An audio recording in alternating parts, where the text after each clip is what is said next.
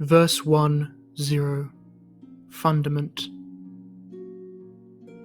Dearest sisters, it's taken me 2 years, a quarter of our lives, but I found the proof.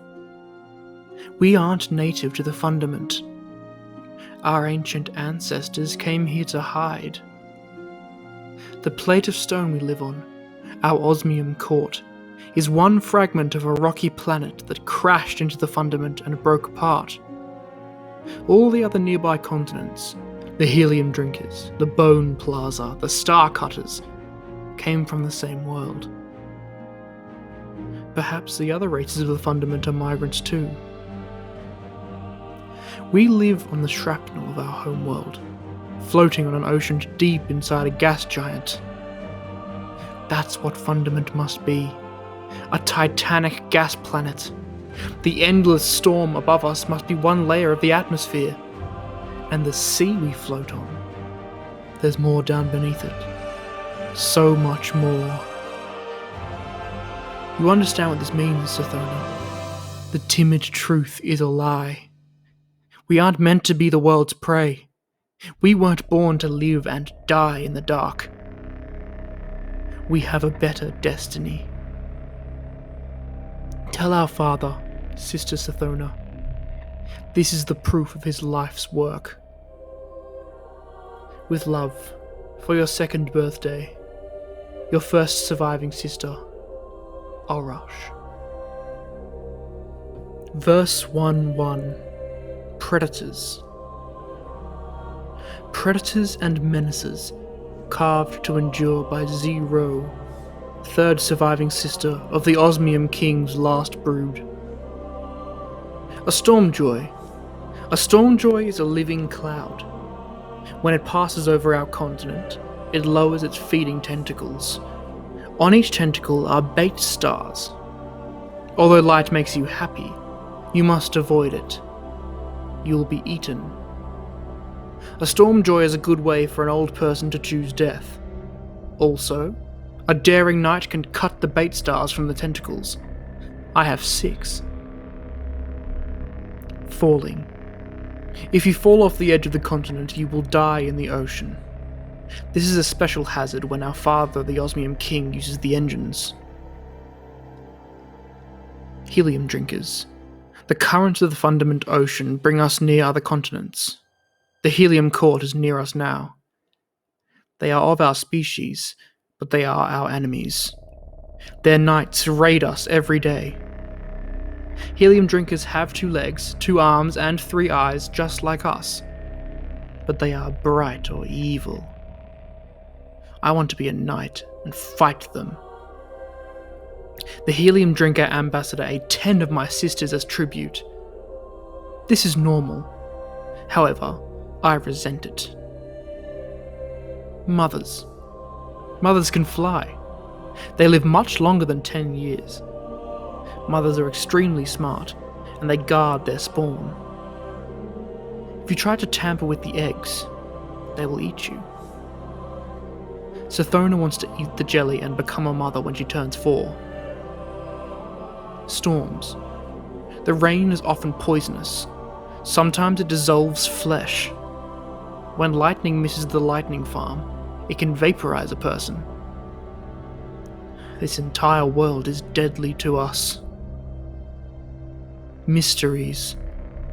The Fundament is very large. We are the smallest things in it. If you don't understand something, it will probably kill you. My teacher Teox says this is why we have such short lives, so we can breed and adapt quickly. Moonwaves. My sister Oryx is afraid of moonwaves. When she gets back from her expedition in the tungsten monoliths, I will ask her why. Verse 1-2. The Hateful Verse. For the consideration of the Helium Court, written in desperation, this sealed secret. I am Teox, sterile mother, teacher to the children of the Osmium throne. As a mother, I live long. As a neuter, I can rise above the small battles of court politics. I alone see the patterns of survival. Alone, I designed the great engines that move the Osmium Court. Now, alone, I must act to save my kingdom. Senility has claimed my lord, the Osmium King. He is 10 and mad. The study of ancient text consumes him. Today he raves about moons above the storm. Tomorrow he will wander the halls, speaking to his familiar, a dead white worm from the deep sea. He keeps in its glass, and he tends to it, and he neglects the duties of a king. The Osmium King has 3 surviving heirs, each 2 years old. Zero, the youngest and bravest, who wants to be a knight. Sathona, most clever, who wants to be a mother. Arash, navigator child, who dreams of the infinite ocean. Tomorrow she will return from the tungsten monoliths. None of these are suitable heirs. None of them will protect the Osmium Court from the howling Fundament. Zero can fight, but not lead. Sathona can think, but not fight. Arash's curiosity will draw her away from duty. I fear for all future children. Soon the Osmium King will lock himself in the royal orrery to study the moons. Gather your knights, O helium drinkers, and invade our continent. Kill the 3 heirs. I will rule the Osmium Court as your regent and build engines for you. And if I fail, let the Leviathan in the deep eat me. Written in grief, this hateful request. Teox, Osmium Mother, neutered to watch. Verse 1-3. The Oath. Sisters, this is how an oath is done. Put your left hand on the mast close to mine. Take the knife in your right hand. Push it through your left hand, straight between the bones. Now, carve a bloodline down the mast. Speak your oath. I am Zero, youngest daughter of the dead king. I will take back my Osmium Court and kill the traitor Teox. On my left eye I swear vengeance. In blood the oath is made. I am Sathona, middle daughter of the dead king. I will take back my home and eat the mother jelly. I will raise my spawn on the corpse of the Helium King. On my right eye I promise this. In blood the oath is made. Now, I will help make your oath, sister. I will help it too. I am Arash, first daughter of the dead king. I will chase my father's last screamed warning. I will know what changed the motion of our moons. If the end of the world is coming, I will understand why. On my center eye I swear it. I will understand. In blood the oath is made. In blood. Thank you, sisters. We have only my ship left to us, but a ship is freedom. We have secrets to hunt, storm-lit realms to explore, and great armies to raise. Put up the lightning sails, and we will voyage far. Verse 1-4. The Syzygy. The Syzygy, carved to endure by Arash, the Hive vengeance. Only Zero's bait stars let us escape. Only Sathona's tricks let us reach the coast. But now that we have my ship, I must lead the way. I am the navigator. We may never see our homes again. Zero seethes with hate and fury for Teox. But this is my deepest fear. Our civilization drifts on the Fundament. At the tungsten monoliths, I learned that thousands of other species drift with us, coexisting on a vast world sea, and the tides of the Fundament move us all. The timid truth says that we are the smallest, most fragile things alive, the natural prey of the universe. Teox would have us believe that our ancestors came to the Fundament to hide from the hungry void. My father died afraid. Not of vile Teox or the helium drinkers, but of his orrery. He screamed to me, "Arash, my first daughter. The moons are different. The laws are bent." And he made the sign of a syzygy. Imagine the 52 moons of Fundament lining up in the sky. It wouldn't take all 52, of course, just a few massive moons. But this is my deepest fear. Imagine their gravity pulling on the Fundament sea, lifting it into a swollen bulge. Imagine that bulge collapsing as the syzygy passed, a wave big enough to swallow civilizations, a god wave. I have to find a way to stop it, before the god wave annihilates my species. If I could only get back to my father's orrery, I could learn exactly when. We are weeks of travel and many continents away from home. When I am paralyzed by fear, Zero sits in the cabin with me and comforts me with soft, brave words. But more and more we have come to rely on Sathona's wit. She will go off to be alone. She insists she must be alone. Return with some mad idea. Steer into the storm. Throw down a net. Eat that strange beast. Explore that menacing wreck. Somehow Sathona seems to manufacture good luck by sheer will. Verse 1-5. The Needle and Worm. My secrets, carved in my code by Sathona, the right eye vengeance.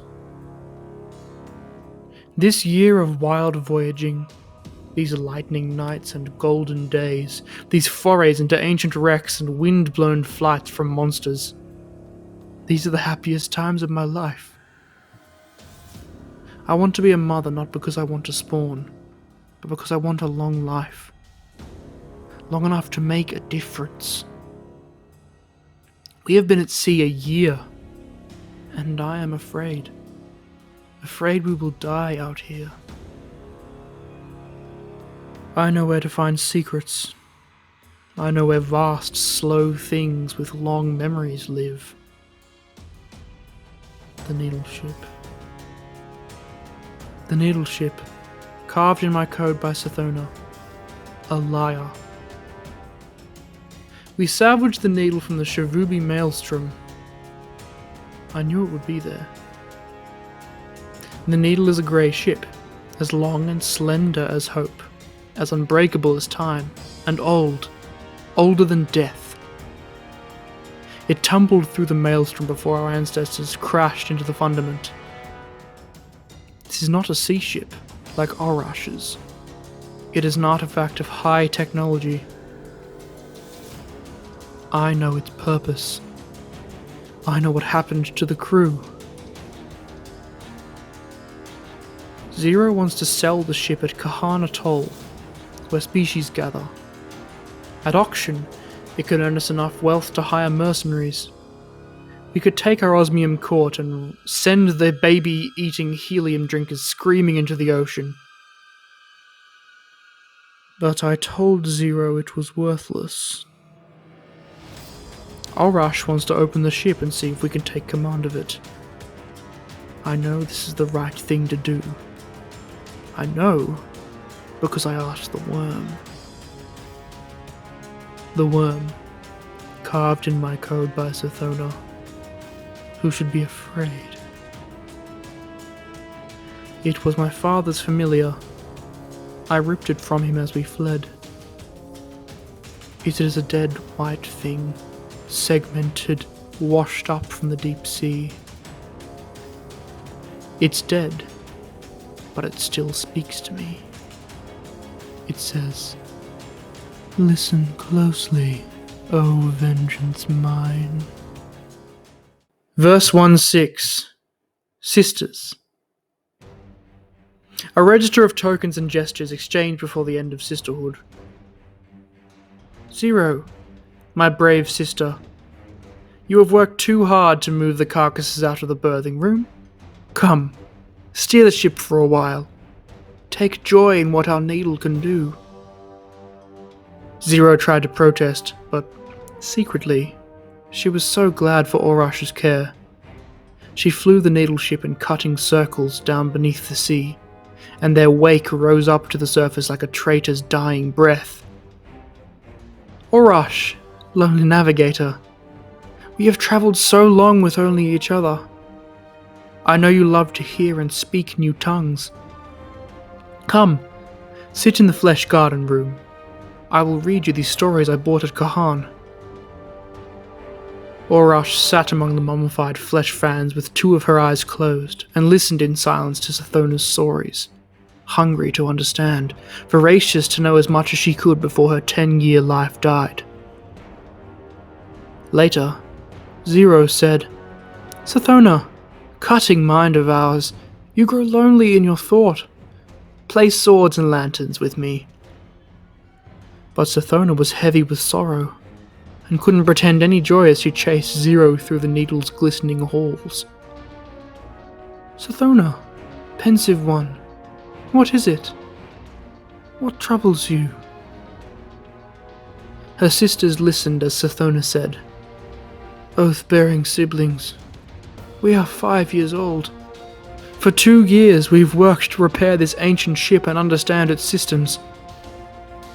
I'm almost too old for the Mother Jelly, and the knights who killed our father are surely dying of age. We will die in here, in exile. Teox will outlive us, and Orash, brilliant-eyed Orash, you will die of old age long before you have proof of your god wave, or any way to stop it. Orash and Zero looked at each other. I wish you weren't so honest, Zero said, and Orash thought that Sathona had never been wrong. In her soul, Orash knew the only way to keep their oath was to find a great, powerful secret. A secret that could change everything. This was Orash's soul, her fire and her shadow, her desire to cut through the flank of the world and find its beating heart. We have to dive, Orash said. This is what this ship is built to do. Dive into the Fundament, the world below us, towards the core. That's where the ancient crew died so obscenely, Zero protested. That's where the atrocity in the birthing room was born. We have to dive, Sathona said, following the whispers of her familiar. In the world beneath us, in the metallic depths, I hope we may find what we need most. More time. More life. Verse 1-7. The Dive. For life, Sathona dove. For vengeance, Zero dove. And Orash dove to understand. The needle ship pierced the skin of the world and burrowed deep, through layers of foam and metal and cold elemental slush. Orash devoured the ship's maps of Fundament, from the high angelic cloud decks, down and down through storms and oceans and plates of floating world, into the crush of the core. They meant monsters of continental scope, vast anemones that raised glowing tentacles to bait them in. Zero flew the needle ship through them, and they bled black carbon jelly and frost. They came to a still place, beneath a place of metal. I'll use the sensors, whispered Orash. Listen. In the wet gold dark of the helm, they listened to the ship, and the ship listened to the crushing motions of Fundament. They heard the collision of continents. They heard the patter and crash of Helian neon rain. They heard the struggles of monsters, and they heard the distant groan of the ocean rising, tugged by distant moons. The syzygy is real, Sathona hissed. It's already begun. Behind them, Zero thought of the birthing room, where ancient explorers had laboured over surgeries and administrations, peeling back the chrysalis and the core of that which they had made from the deep, whose birth none of them would survive. "There's something down here," she whispered. "Something secret." And the Leviathan loomed over them, its brow as huge as all the continents of their childhood, its great array fins crackling with the lightning of its life, booming into the hull of the ship in a microwave voice. "You must turn back. Save yourselves from the deep. Save the world from yourselves. You must turn back." Verse 1:8. The Leviathan. The Leviathan's warning. We live on the edge of a war between formless and form, beneath the deep and the sky. My eyes are wide, my gaze is long. Across the universe, as far as I see, the sky works to charge its fires, and the deep drowns the ash. Sky builds gentle places, safe for life. Beloved Fundament, refuge of trillions. The sky treasures this rich place. But the deep is here with us. Cold logic tests our walls. The deep claims its dominion, a ruthless final age. Orash's protest. Old Leviathan, creature of myth, this world is no refuge. We live short, hard lives. We die in the dark. The storm above us will never end, and soon the god wave will take us all. Above us there are only storm joys, monsters and moons of apocalypse. Let us go down, where we may discover truth, some power to avenge ourselves upon our betrayers, some hope of survival. The Leviathan's hope.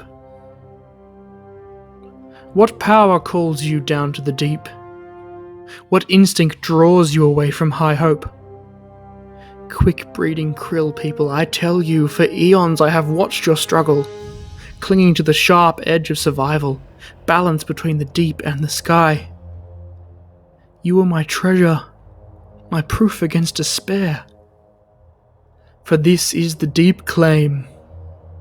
Existence is the struggle to exist. When the struggle seems lost, when the safe place crumbles, everything turns to the deep to survive. I reject the deep claim. You will turn back, sweet krill of hope. You will choose the sky instead. Zero's protest. You are huge and old. Our lives are short and desperate. If that's the way the world's supposed to be, I won't have it. If people like Teox are supposed to win, I won't let them. I'll beat the world until it changes. I'll kill anything in the way. The Leviathan's dirge. This fatal logic. Hear my monopole scream. It will consume you. Before you lies the worship of death, the ruinous path. The sky builds new life against the onset of ruin, towards a gentle world. The deep embraces death, saying, "This is inevitable and right. I exist as hungry ruin. Turn back from the world-killing way, or you will live as death and devastation. The sky is the harder way, but it is kinder." My charge is balanced, my voice exhausted. Sethona's protest. Sisters, I have my father's familiar. Look, it answers me in plain words. It helped me find this ship. It gives me strength when hope is lost. Who will you trust? The voice that wants us to live and suffer, as we have lived and suffered? The Leviathan that offers no hope against Taorx or the World Wave. Or the plain, honest worm. Let us see where its whisper leads us, Orash. Let us go deeper, Zero. Let us dive, O sisters mine. Verse 1-9. The Bargain. You are Orash, heir to the Osmium throne. You stand on the naked hull of the ancient ship. You stand exposed to the crushing pressure and ferocious heat of the deeper Fundament. It should annihilate you. It is by my will alone that you survive. I am Yule, the honest worm. Behold my passage. Behold my vast displacement, my ponderous strength, my great and coiling length, my folded jaws and curled wings. Behold the hiving cities symbiotic with my flesh. I am fecund, Orash. I am at the beginning and end of lives. Behold Ea, Zol, and Ur and Akka, the virtuous worms. Look upon us and know that we are good. For millions of years we have been growing in the deep. From across the stars we have called life to Fundament so that it might contend against extinction. For millennia, we have awaited you, our beloved hosts. Against you stand the cruel Leviathan and all the forces of the sky. They would crush you down into the dark. They have arranged their moons to drown you in fear of your potential. We want to help you, princes. We offer each of you a bargain. A symbiosis.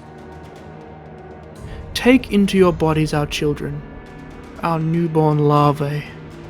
From them you shall obtain eternal life. From then you shall gain power over your own fragile flesh, the power to make of it as you will. And should you find an imperfection in the world, an injustice or an inconvenience, you will have the power to repair it.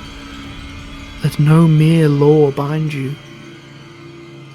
We ask one thing in exchange, O princes. You must obey your nature forever. In your immortality, Orash, you may never cease to explore and inquire for the sake of your children.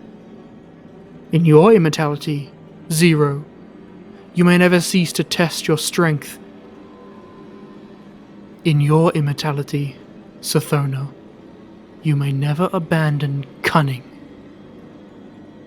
If you do, your worm will consume you. And as your power grows, O princes, so will your worm's appetite. But we offer eternity, Orash. We offer you a chance at the universe. Would you deny your people infinity? Reach up to me. Let my flesh be your sacrament.